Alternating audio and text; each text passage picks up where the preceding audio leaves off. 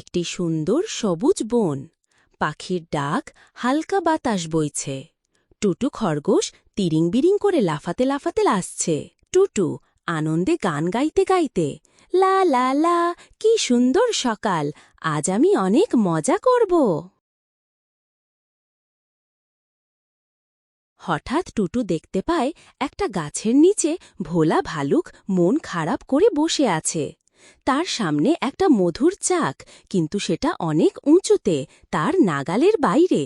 টুটু, কি ব্যাপার ভোলা দাদা, তুমি এমন মনমরা হয়ে বসে আছো কেন?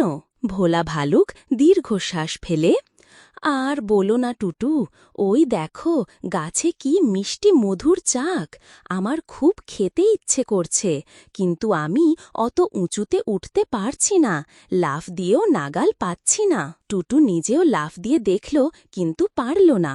টুটু, ইস, সত্যিই তো অনেক উঁচুতে, এখন কি করা যায়? এমন সময় সেই পথ দিয়ে যাচ্ছিল মিঠু কাঠবিড়ালি। সে সবকিছু দেখতে পেল। মিঠু, কি হয়েছে তোমাদের, এত চিন্তা কিসের? টুটু আর ভোলা সব খুলে বলল। মিঠু হেসে, আরে এই ব্যাপার, দাঁড়াও, আমি এক্ষুনি ব্যবস্থা করছি। মিঠু তর করে গাছে উঠে গেল, তারপর সাবধানে মধুর চাকটা পেড়ে নিচে নামিয়ে আনল। মিঠু, এই নাও ভোলা দাদা, তোমার মধু।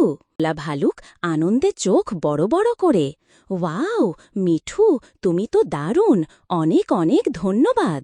টুটু, মিঠু, তুমি সত্যিই খুব ভালো বন্ধু। ভোলা ভালুক খুশি মনে মধু খেতে শুরু করল। সে টুটু আর মিঠুকেও মধু খেতে দিল।